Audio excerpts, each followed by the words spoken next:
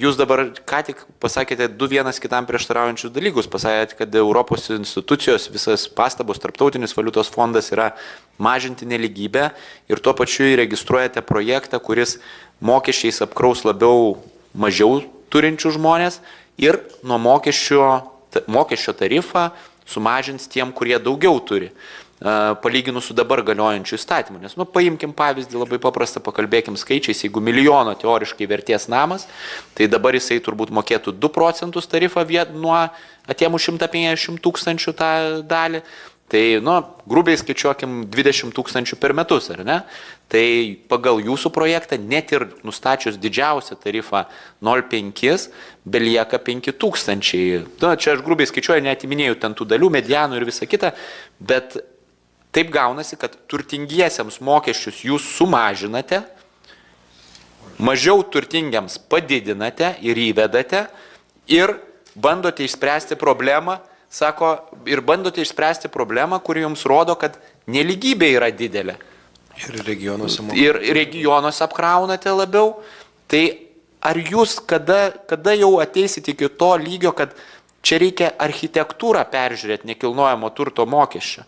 Čia yra pats tas įstatymas tiesiog buvo blogai apskaičiuotas, neturi palaikymo šitam Seime ir reikia tiesiog grįžti su juo į vyriausybę, sudaryti iš naujo darbo grupę ir ateiti su tokiu, kuris turėtų tą palaikymą, nes dabar aš nežinau, aš nematau jam vilčių, bet galbūt aš klystu. Matai, Vytautai turėjo palaikymą, tik tai socialdemokratai išsigando spaudimo, tai atsitraukė. Aš gal patikslinčiau jūsų teiginius, nes jie ne visai atitinka realybę. Viena, mano įvardintose Europos tarybos rekomendacijos yra keli aspektai. Vienas yra mažinti pajamų neligybę, bet taip pat ir pereiti prie ekonomikos augimui mažiau žalingų mokesčių.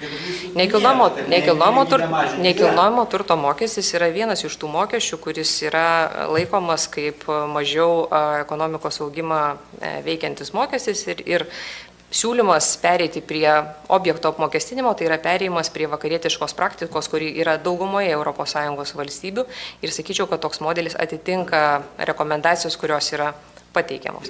Antra. Mažiau, bet mažiau turintiems mokėti daugiau. Tai galiu pabaigti. Aš bandau suprasti, nes jūs pasakot ten ką mes žinom, bet jūs apie neatsakotų skaičius. Tai galiu pabaigti. Ačiū. Tai antras teiginys apie tai, kas yra šiuo metu ir kas tą mokestį moka. Tai reikia pastebėti, kad dabar nekilnojamo turto mokestį, nepaisant to, kad tarifai yra didesni negu vyriausybė pasiūlė, moka 1 procentas Lietuvos gyventojų. Tai reiškia, kad labai maža dalis žmonių, kurie turi aukštos vertės būstą, patenka į diapazoną ir tai yra todėl, kad vertė yra pliusuojama.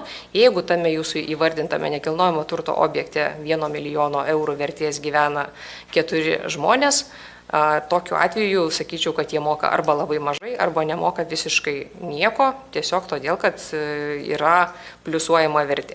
Mūsų siūlyme visgi yra siūloma pereiti prie turto objekto ir tokiu atveju lengvata būtų taikoma tam būstui, kuriame žmogus gyvena. Tai man atrodo, skaičiavimo būdai yra tiesiog skirtingi ir poveikis taip pat yra visiškai skirtingas. Todėl taip lyginti hipotetinių scenarijų tiesiog yra nekorektiška.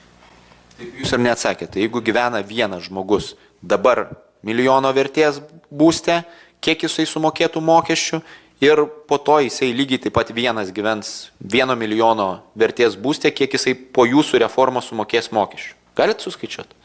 Aš galiu suskaičiuoti, kad žmogus prisideklaruos savo gyvenimą. Ne, aš kalbu paprastą atvejį, jums duodu. Ar jūs galite suskaičiuoti? Aš galiu daug ką suskaičiuoti, jūs taip pat galite suskaičiuoti. Tai aš suskaičiavau.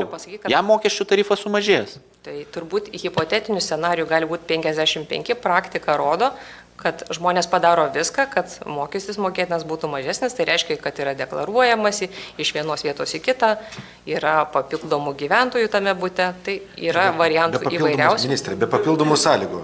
Tiesiog dabar turiu milijoną su šito įstatymu ir milijoną turiu turtą po įstatymo priimimo ir įsigaliojimo.